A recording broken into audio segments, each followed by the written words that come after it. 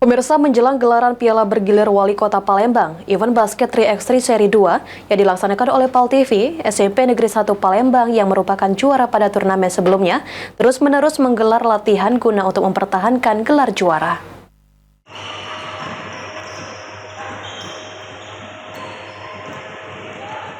Turnamen 3x3 Junior Basketball Championship Seri 2 yang diadakan oleh PAL TV untuk memperebutkan Piala Bergilir Wali Kota Palembang telah dipersiapkan dengan matang oleh SMP Negeri 1 Palembang yang pada gelaran sebelumnya meraih juara. Irsyad selaku Kapten Basket SMP Negeri 1 Palembang mengatakan SMP Negeri 1 Palembang telah menjadi juara pada turnamen 3x3 untuk tim putri dan telah mempersiapkan semuanya dengan baik untuk menghadapi turnamen ini guna untuk mempertahankan gelar juara.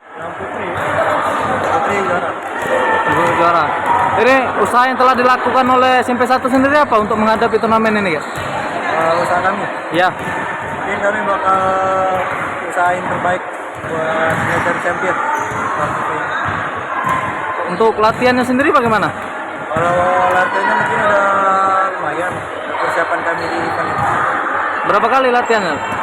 Kalau latihannya nggak dihitung sih, tapi udah sering.